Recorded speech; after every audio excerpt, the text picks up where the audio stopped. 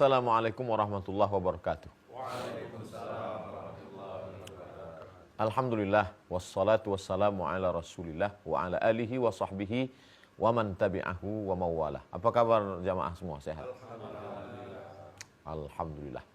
Tidak ada yang dapat membalas segala nikmat yang diberikan Allah dari mulai kedipan mata, detak jantung, bisikan telinga, lintasan hati, fikiran, kecuali lafaz alhamdulillah. Makanya khatib naik mimbar mengucapkan alhamdulillah. Kita pun solat mengucapkan alhamdulillah. Apapun yang terjadi, tak ada yang lain dapat kita ucapkan. Dan cara mensyukuri nikmat Allah itu pun Allah juga yang mengajarkan. Alhamdulillah. Makanya disebutkan dalam hadis, afdalul zikri la ilaha illallah wa afdalud du'a alhamdulillah. Kullu amrin zibalin. Setiap amal yang baik kalau tidak dimulai dengan bihamdillah, walam yubda bihamdillah, tidak dimulai dengan alhamdulillah, fahuwa aqta, amal itu putus. Tidak bisa dibawa sebagai bekal menghadap Allah. Maka amal kita, majelis ilmu kita ini, kita tidak ingin menjadi amal yang sia-sia. Kita mulai dengan alhamdulillahi rabbil alamin. Pemirsa di rumah, begitu juga dimanapun berada. Mudah-mudahan kita senantiasa dalam ridha Allah. Amin ya rabbal alamin. Sebelum kita mulai ayat yang akan kita bahas, ada mungkin yang mengganjal di pikiran supaya ketika kita mengkaji ayat-ayat ini dalam keadaan sudah tenang. Kalau ada yang mau ditanyakan sebelum kita mulai, kita bahas dulu insyaallah. Baik. Assalamualaikum warahmatullahi wabarakatuh. Waalaikumsalam warahmatullahi wabarakatuh. Pertanyaan saya, Ustadz, hidup ini kan tidak luput dari ujian. Ada yang kita dialami ujian kehilangan orang yang kita cintai. Kadang ada juga kehilangan harta yang kita cintai. Seharusnya sebagai umat muslim, apa yang harus kita lakukan, Ustaz? Kehilangan orang, kehilangan harta. Dua-duanya berbeda. Yang satu manusia, yang satu benda. Tapi ada titik persamaan antara keduanya bahwa kita sama-sama menyukainya. Anak, istri, ayah, ibu, saudara, kawan, sahabat, teman dekat, orang yang pernah punya hubungan baik dengan kita. Kita cinta kepada dia. Mobil, rumah, cincin, rantai, gelang, perhiasan. Ini juga benda yang hati kita pernah terpaut kepada dia. Kedua-dua ini hilang dari hidup kita. Lalu kemudian orang sampai sedih, depresi, sakit, kumat darah tinggi, mati muda, naik kolesterol. Itu semua penyebabnya adalah karena cinta, suka yang berlebihan. Terkait dengan pertanyaan tadi, ada satu ayat dalam surat Ar-Ra'du, ayat yang ke-26. A'udzubillahi minasyaitonirrajim. Jangan lupa, karena ada yang terlintas di pikiran kita dari bisikan setan, alladzi waswisu fi sudurin nas. Nah, itu kita hilangkan semua bisikan-bisikan itu dengan membaca. Nabi mengajarkan lafaz ini. Allah Ta'ala dalam Al-Quran menyebutkannya melalui wahyu. A'udzubillahi minasyaitonirrajim. Setelah mohon perlindungan dengan Allah Subhanahu wa taala dari gangguan bisikan setan, jin segala macam, barulah kita baca ayat. Allahu yabsutu. Allah yabsutu. Allahu yabsutur rizqa. Allah Subhanahu wa taala, dia punya nama lain, Ar-Rahman, Ar-Rahim, Al-Malik, Al-Quddus, As-Salam, Al-Mu'min, Al-Muhaimin, Al-Aziz, Al-Jabbar. Ketika kita sebut ya Razzaq, wahai engkau ya Allah yang memberikan rezeki. Ya Rahman, wahai engkau ya Allah yang mengasihi menyayangi aku. Tapi ketika kita katakan ya Allah, laqad wasaftahu bijami'i sifati kamalihi wa jalalihi. Saat engkau katakan ya Allah, saat itu engkau sedang menyebutkan segala sifat keindahan dan kesempurnaan Allah Subhanahu wa taala. Oleh sebab itu semuanya tetap kita pakai. Ya Rahman, Ya Rahim, Ya Malik, Ya Quddus, Ya Salam, Ya Jabbar, Ya Mutakabbir, Ya Khaliq, Ya Bari. Tapi kita Ya Allah. Allahu yabsutu diambil dari kata basata. Basata. Asal kata basata melebarkan tangan. Allahu yabsutu. Allah meluaskan, melapangkan, memberikan, mengulurkan. Apa yang dia berikan, dia lapangkan, dia luaskan itu. Ra, zai, qab.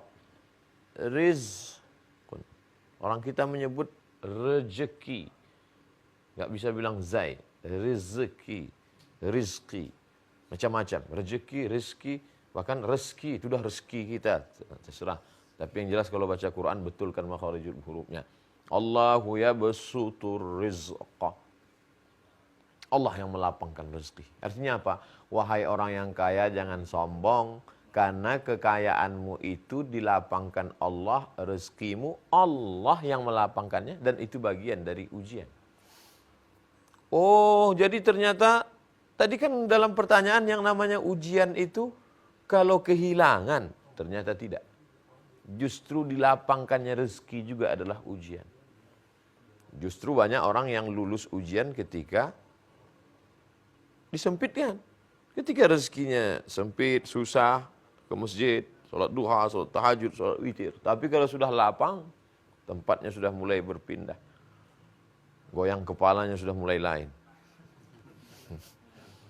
Oleh sebab itu maka sebenarnya membaca Al-Quran ini sedang meluruskan pandangan kita yang namanya ujian itu bukan hanya saat sempit, saat hilang, saat mati, saat terbakar, saat dicuri orang, saat bangkrut. Lapang ini juga adalah bagian dari ujian. Allahu yabsutur rizqa. Kita akan lanjutkan setelah yang satu ini, insyaallah. Allahu yabsutur rizqa. Allah yang melapangkan, memurahkan, memudahkan rezeki. Siapa? Liman yasha. Liman bagi orang. Yasha yang dikehendaki Allah. Lihat. Liman yasha yang dikehendaki Allah. Bukan kehendak dia. Berapa banyak orang yang ingin kaya, tidak kaya. Berapa banyak orang yang tidak ingin kaya, malah kaya raya. Ah, Ustaz ini ngawur. Mana ada orang nggak ingin kaya, bisa kaya raya? Orang kaya, umur 70 tahun, menikah dengan anak gadis, umur 17 tahun. Besok subuh, kumat darah tinggi, meninggal. Siapa yang kaya saat itu? Dua orang yang tidak ingin, yang sebenarnya tidak berpotensi untuk kaya, bisa kaya raya. Siapa itu? Istrinya mendapat harta 1/4 dari warisan. Kemudian anak yang baru saja, maaf, malam itu disemai,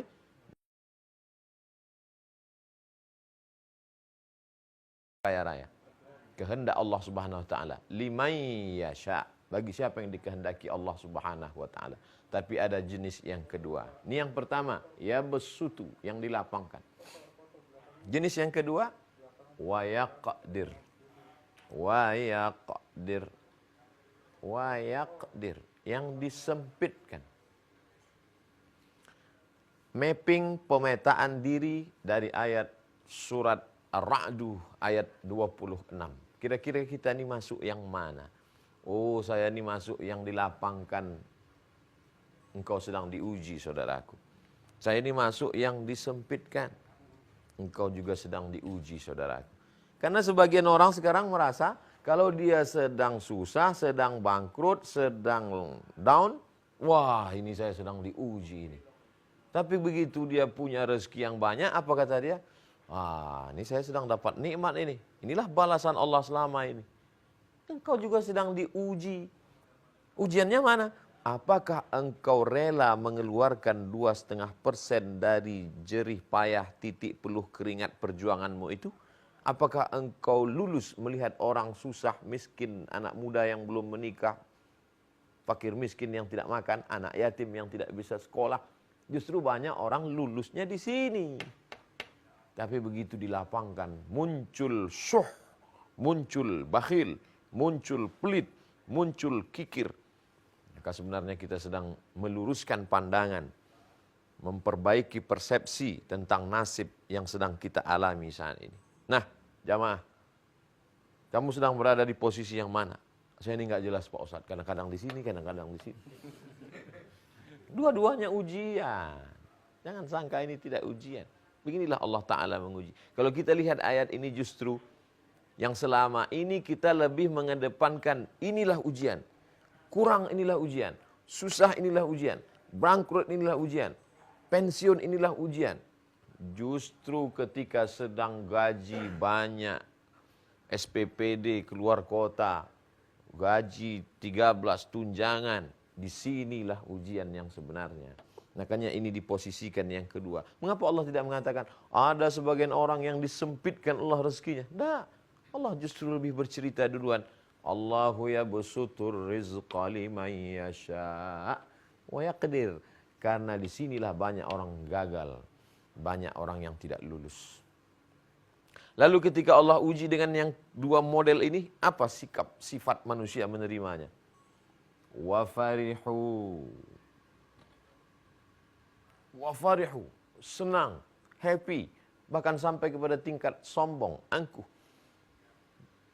Dengan apa? Bil hayatid dunia. Mereka senang, mereka bahagia, mereka happy, mereka melampaui batas, mereka angkuh, mereka sombong. Dengan apa? Bil hayat, dengan kehidupan.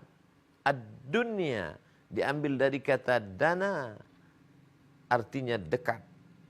Karena seperti disebut dia dekat, karena ini kehidupan yang paling dekat dengan kita sekarang. Disebut dia dengan dana, daniun, rendah. Kenapa dia disebut dengan kehidupan yang rendah? Karena ada kehidupan yang tinggi, yang megah, yang mewah, yang mulia. Walal akhiratu khairul laka minal ula. Kehidupan nanti yang lebih kekal, yang abadi, jauh lebih utama daripada yang sekarang. Tapi justru mereka terpukau dengan bil hayatid dunya, yang hanya sejenak, sekejap. Dari usia 0 sampai 5, balita. Dari 5 sampai 20, masa remaja, happy, bahagia. Lalu kemudian mulailah masuk masa usia menguning. Dari 20 sampai ke 40, lalu kemudian sampai ke 63. Kalau sampai selesai, habis. Singkat. Wa farihu bil hayatid dunya. Tapi Allah tidak ada bahas efek daripada ini. Ada orang-orang yang kami sempitkan rezekinya lalu dia stres dan susah. Ada orang-orang yang kami sempitkan rezekinya lalu kemudian dia sakit dan mati. Ada orang, tak ada. Yang diceritakan hanya efek dari ini.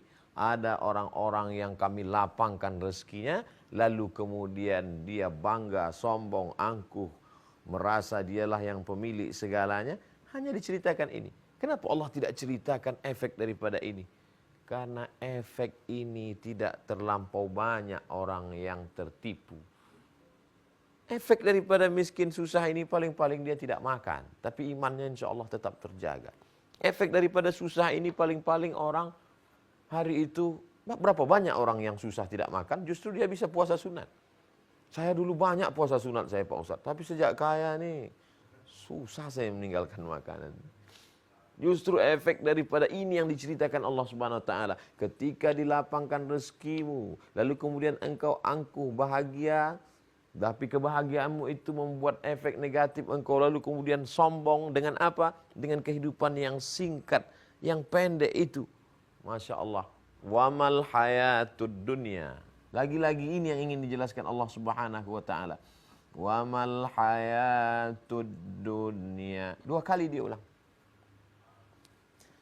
Mereka bahagia, angkuh, sombong dengan kehidupan dunia yang diberikan Allah itu. Wamal hayatud dunya. Tidaklah kehidupan dunia yang mereka banggakan, mereka sombongkan itu. Illa, melainkan, hanya. Kalau di belakangnya ada wama, kemudian dengan illa, tidaklah. Melainkan, hanya. Apa kehidupan dunia itu? Mata, hanya sedikit daripada kenikmatan. Sedikit daripada kebahagiaan. Sedikit daripada kelebihan yang diberikan Allah Subhanahu Wa Taala. Kita akan lanjutkan pembahasan ini, penjelasan ini setelah yang satu ini.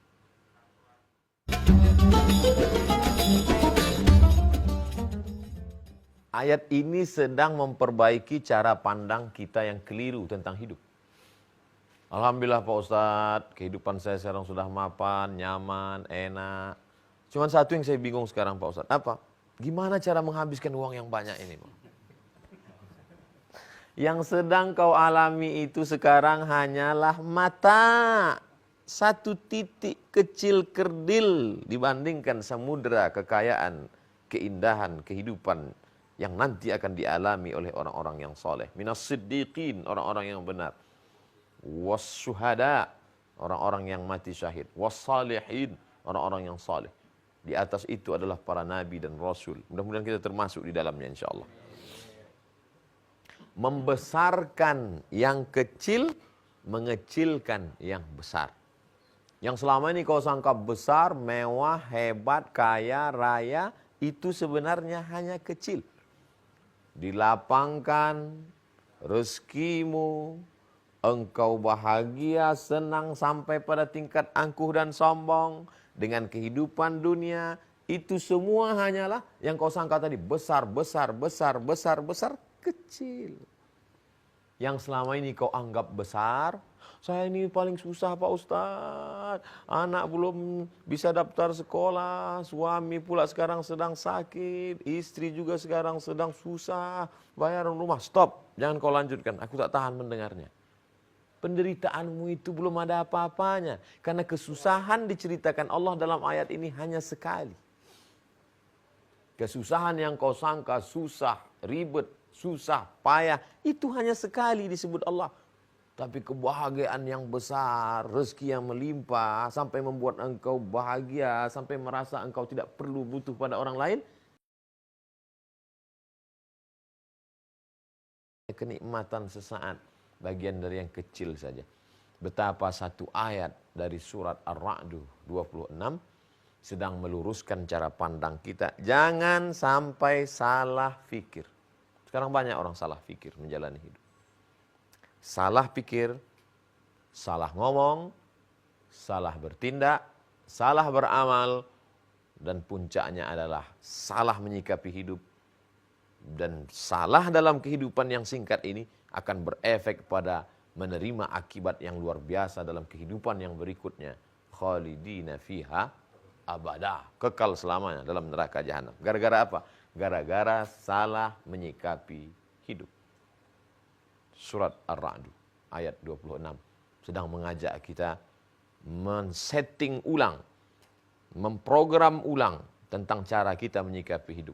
Sesungguhnya kesenangan, kebahagiaan yang kita terima selama ini adalah ujian. Luluskah kita dengan ujian ini? Insya Allah, dengan pertolongan Allah. Apa tanda orang lulus ujian? Dengan melimpahnya rezeki makin banyak sedekahnya. Dengan melimpahnya rezeki makin banyak orang susah yang tertolong. Dengan melimpahnya rezeki makin banyak syukurnya pada Allah. Dengan melimpahnya rezeki makin rajin sholat berjamaah. Lulus. Bagi yang susah, yang melarat, yang miskin, itu juga ujian. Dan itu kecil. Hanya sekali disebut. Wa yaqdir. Dan efeknya tak disebutkan. Karena paling-paling efeknya itu hanya sekedar lapar, hanya sekedar kedinginan, tapi tidak berefek nanti di akhirat.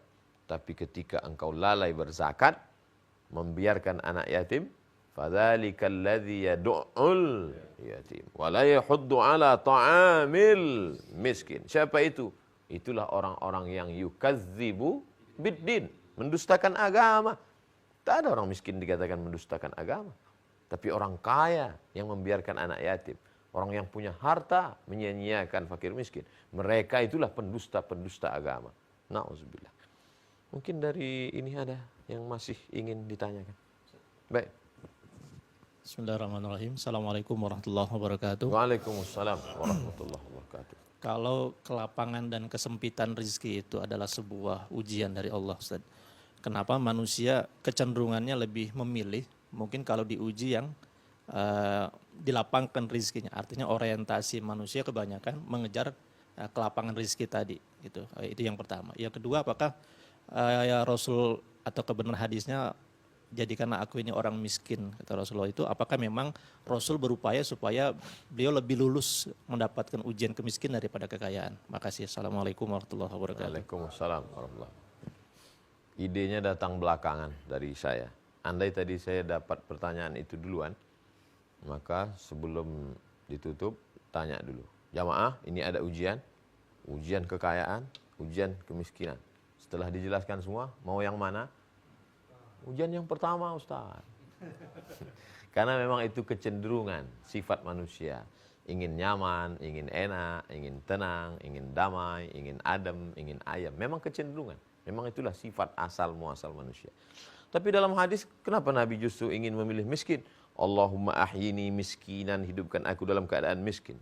Wa amitsni miskinan, matikan aku dalam keadaan miskin. Wahsyurni ma'a zumratil masakin, bangkitkan aku nanti di padang mahsyar dalam bersama orang-orang miskin. Hadis ini dibahas oleh Syekh Yusuf Al-Qaradawi dalam kitab berjudul Kaifana Ta'amal Ma'as Sunnah. Sudah diterjemahkan dalam bahasa Indonesia, judulnya Bagaimana Berinteraksi dengan Sunnah. Maka kata beliau dalam doa, Allahumma ahyini miskinan, diambil dari kata sakana, artinya tenang. Maknanya di situ, hidupkan aku dalam keadaan tenang, bukan dalam keadaan fakir miskin. Maka Nabi bukan fakir, Nabi tidak miskin. Nabi kaya raya tapi hidup bersahaja. Nah, ini yang tepat. Kalau tidak nanti umat Islam, kenapa kamu miskin? Hidupkan aku dalam keadaan miskin. Biarlah mereka kaya. Nah, jadi jangan sampai nanti habis ayat ini dikaji semuanya meninggalkan perusahaannya, semuanya. Kenapa nih? Saya sudah tak tahan dengan ujian ini, Ustaz. Saya pilih ujian yang ini aja. Oh jangan. Kita harus bangkit, umat Islam harus kuat. Makanya ngajinya harus seimbang. Al-mu'minul qawi, seorang mukmin yang kuat ekonominya, kuat fisiknya, kuat imannya, kuat amalnya. Khairun, lebih baik. Wa ahabbu ilallah, lebih dicintai Allah. Minal mu'minil dhaif, daripada mukmin yang lemah. Memahami ayat, hadis, konteks fatwa ulama dengan pemahaman yang komprehensif, yang sempurna, barulah kita akan selamat. Artinya setelah mengkaji ayat ini, apapun ujian ke depan yang datang, kita sudah siap. Datang kekayaan, kita pahami ini adalah ujian, jangan sombong, jangan bangga. Datang kemiskinan, maka kita pula bersabar. Mudah-mudahan kita termasuk dengan pertolongan Allah dan rahmat Allah, kita bisa menyikapi itu insyaAllah. Amin. Saya tutup dengan kisah ketika sahabat Nabi, singa Allah, Hamzah bin Abdul Thalib meninggal, diambil kain panjang menutup kepalanya, terbuka ujung kakinya. Ditutupkan ke kakinya, terbuka kepalanya. Akhirnya kata Nabi, tutupkan kepalanya, kakinya yang terbuka tutup dengan izhar. Ambil lalang, seperti lalang tapi wangi, tutup kakinya. Begitulah susahnya. Maka ketika Abdurrahman bin Auf yang kaya raya itu meninggal, menangis Abdurrahman bin Auf. Apa kata beliau? Hamzah yang mulia meninggal dalam keadaan kain tak bisa menutup kakinya. Aku khawatir dengan kekayaanku ini, aku termasuk orang yang disegerakan Allah dapat nikmat di dunia, sehingga di akhirat tak dapat nikmat lagi. Mudah-mudahan kita mendapat nikmat di dunia ini, di akhirat dapat lagi sekali lagi insyaAllah. Terima kasih. Assalamualaikum warahmatullahi wabarakatuh.